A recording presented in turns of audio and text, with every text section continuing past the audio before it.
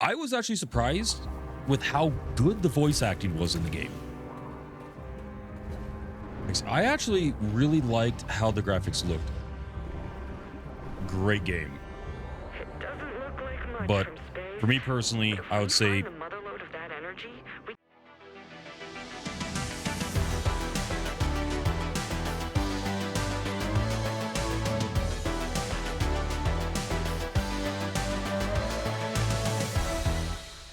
in that case, so yeah, let's go ahead and dive into it. So first off, the team, the individuals behind the game known as the Gunk. I gotta say, just really quick, great game, and also a great team behind them. So the team, it's kind of an interesting little thing here. So the developing team behind it was Imagine and Form Games. They're actually an international team, but they're based in Sweden.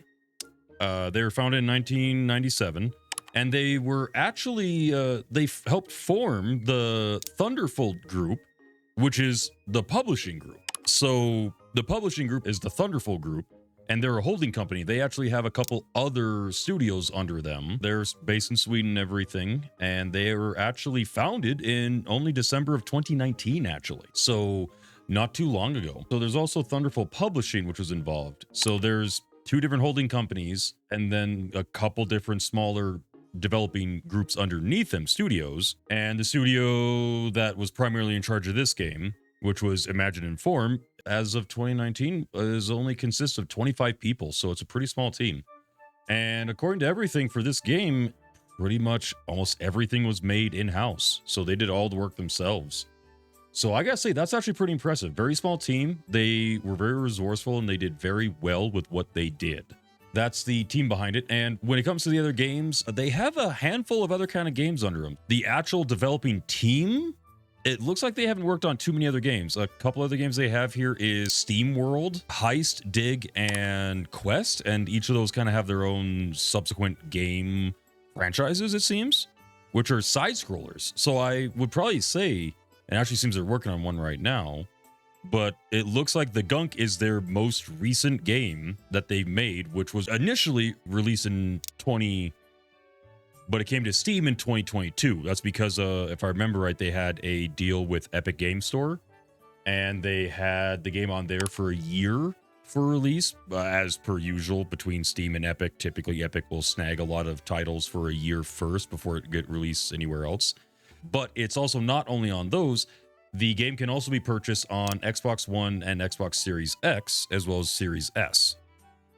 It is not available for PlayStation or Switch consoles. Now, the game state and everything, it is a finished game. Everything that I found here, it was a 100% finished game when it dropped.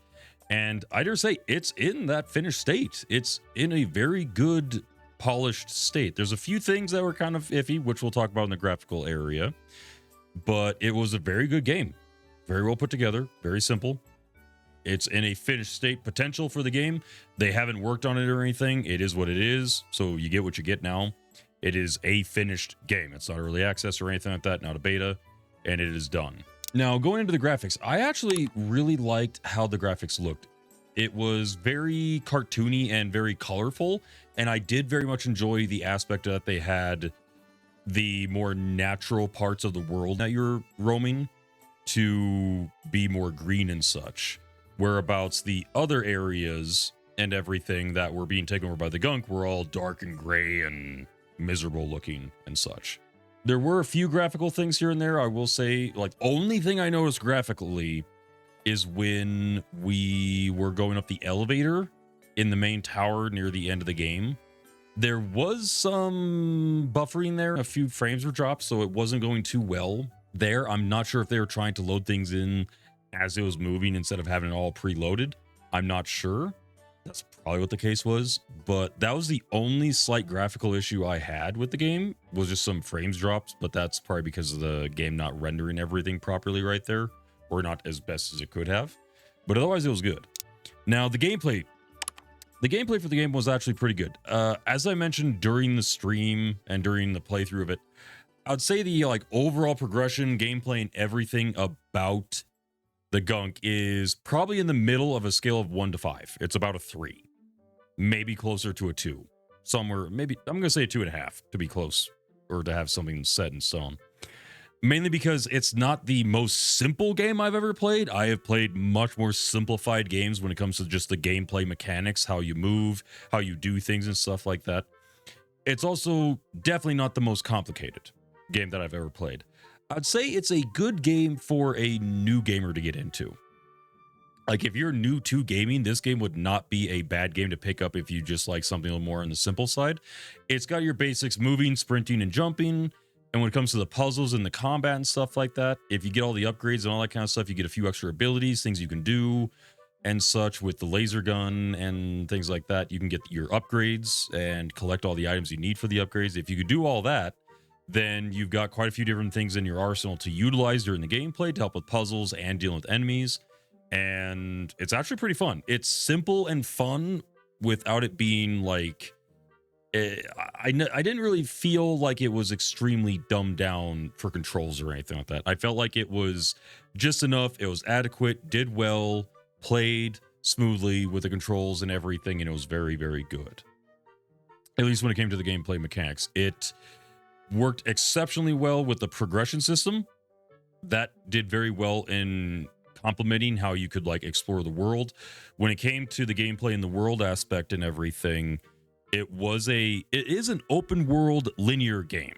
So the entire thing is linear. Like, you start at one point, you have a progress, you're making your way to the end point, but there are multiple opportunities that you can go back to any given point whenever you want and explore more, grab more stuff, or double check the map if you want to. You can go all the way back to the beginning to do your upgrades and travel back forward. So it is a linear one, but it's all in a big open world that you can backtrack at any given point if you wish. So it is a open linear experience. And honestly, I kind of like that. It felt very good and whatnot. And it was a lot of fun.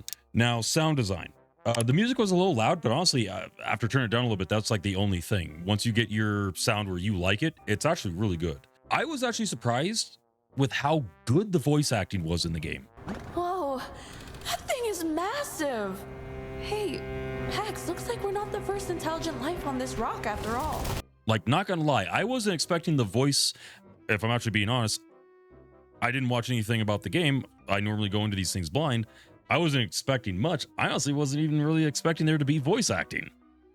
I was expecting it just to be dialogue bubbles, but apparently not. They actually went all out. Really, there's only two characters that are actually voiced, which are the two main female characters.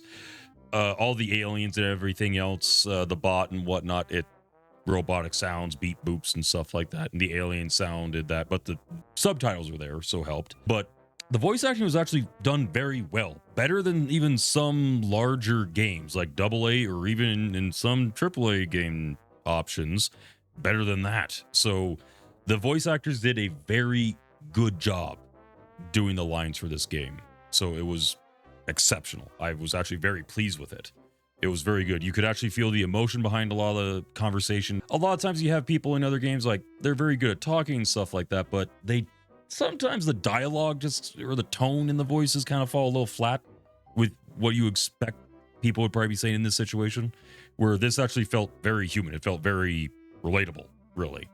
So that was very good. Same with all the other things, such as the music, the ambience sound and everything, the weapons, all the different sounds and stuff like that was very, very done well. The sound effects and everything in the game and just the overall sound was amazing.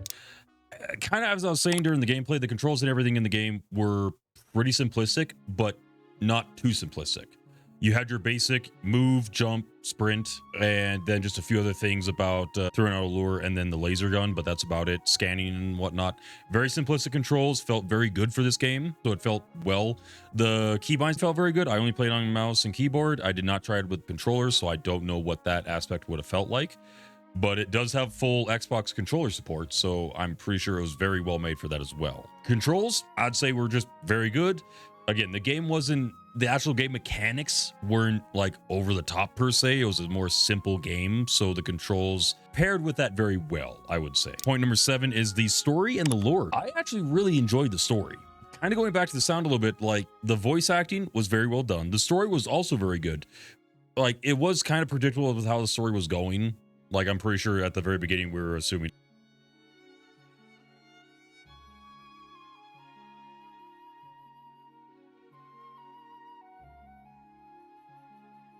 and such. So that's kind of where it was a little bit predictable in that aspect, but there were still parts thinking it's like, okay, well, was it an accident? Was it this? Was it that? What exactly happened? Where is the gun coming from? Why? How does the gun operate? And everything, and just the general lore of the planet and everything as you discover slowly through playing the game. I liked it. I normally like it when it is given in the case of dialogue or cinematics, and the game did it in both of those aspects. I enjoy that. That's what I would normally consider it's a very story-driven game. Like, that is the main narrative. It's narrative-driven. Like, the game is about the story.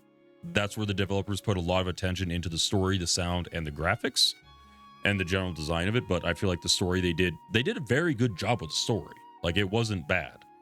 It did kind of have a couple of its like usual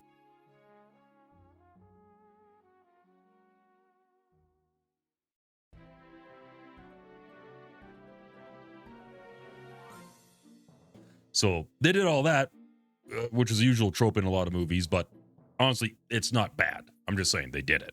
So yeah, the story really wasn't something that like stood out majorly. Like, it doesn't feel like they broke any molds with the storytelling, but it was a good, honest story. So it was very well put together. And again, normally I compare like story and lore based games differently. Story, whenever I say like a story or narrative based game, it's very cinematic, normally more on the linear side. And it's all about like the characters telling you the story as you go. You don't have to hunt down the story. The story is there and it's going to be told to you throughout the time when you play.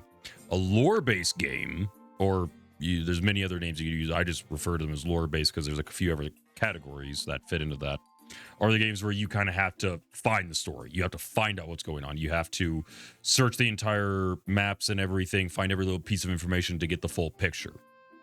So this game definitely leaned more towards the story one, but there was some lore aspects to it as well. But very good story, very happy. Lastly is the replay value. Now, I would probably say the replay value is actually going to be low on this. If you enjoy the story, I could probably picture maybe playing it a total of 2 to 3 times maybe. But the reason I say that is because most of the time in a replayability, like if it's a survival game or in this case a story game, a lot of story games that I played, like one that we're doing right now, which is Banishers, normally some of those games, if it's a very story-based game, a way to get people to play it again is to have multiple outcomes of the story. So they have to go back and replay the game if they want to see how different outcomes go. This game did not have that. It is very clean cut, very linear, no extra options, no dialogue options, nothing like that. There's no extra endings from what I can find. I couldn't find any reference to anything like that. It's just straightforward. There you go. And technically you can actually 100% complete the game in one playthrough, in one sitting. Like, I almost did, actually. We had all 15 of the abilities unlocked and researched. I just didn't have all the resources to buy the last one. But otherwise, I was only a few things away, few resources from actually capping out the game and having all of the things unlocked and exploring everything. Looking at it here, I think I only missed like 4 achievements. So that's where, all in all, you can 100% finish the game entirely when you get to the end, if you do it right. So if you miss it, then you would probably want to do like a second playthrough where you do a completionist run, and then that's essentially it. Now, I will say this one extra thing though, because I know some people like this. I would probably think it feels like they actually made the game to be a speed run game, because you can actually turn on a clock in the top right corner, which keeps track exactly of how long you've been playing the game, despite how long you've been paused or cutscenes, like actual gameplay. It is a kind of game where you could probably get quite a bit of replayability about actually trying to speed run it. Like, it actually feels like it is, with how the puzzles and the movement and everything is set up. I feel like somebody out there has definitely done a speed run of it before. That's where some replayability could come into it. But if you're a casual person, you just want to play the story, one playthrough, you're probably going to be more than satisfied, and then you'll be on with the next game. If you're a completionist, you're either going to really take your time with the first playthrough, or you're going to do a second playthrough to get everything else, especially with achievements. And then if you're a speedrunner, probably going to be playing it quite a bit to actually get all of the aspects out of it. Price-wise and everything, this will be another thing I'm going to start putting more into on my reviews, is kind of a price thing. Because I know a lot of people typically ask me on what my thoughts are on a price for a game. Like, is it worth it or something?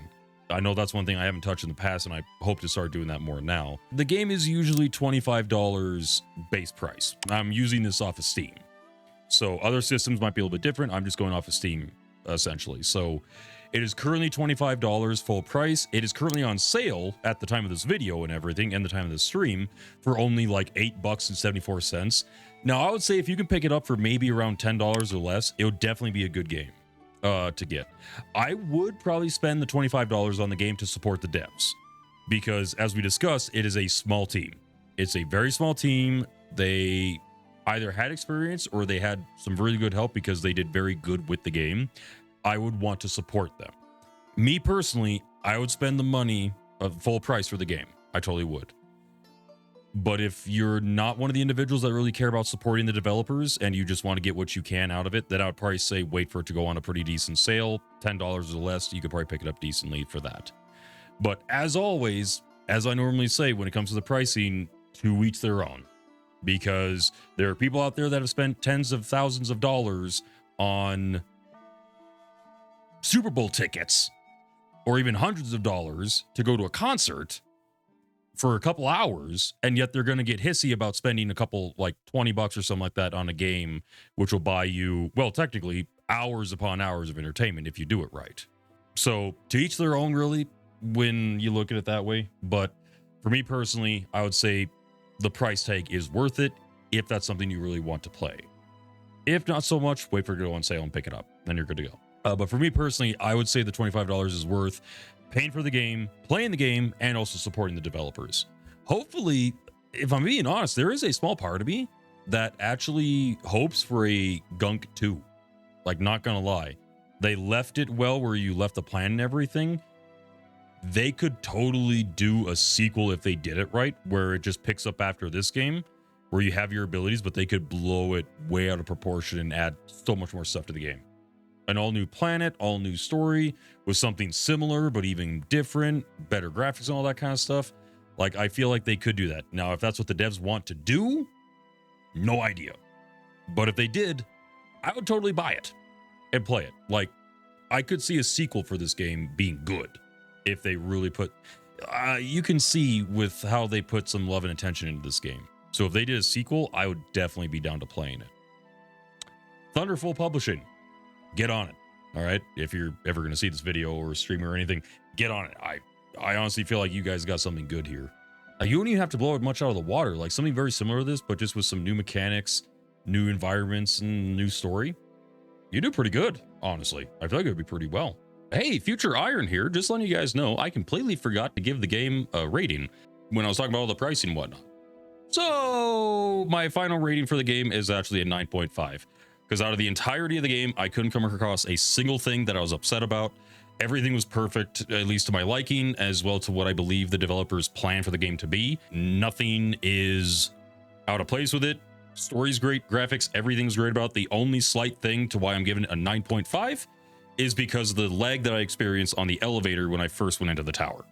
Otherwise, that'd be about the only thing. So official score for the Gunk is 9.5 iron bars out of 10. So there you go. But yeah, otherwise that's everything I got for my review. So tier, have fun editing that. Otherwise that's everything I got for you guys.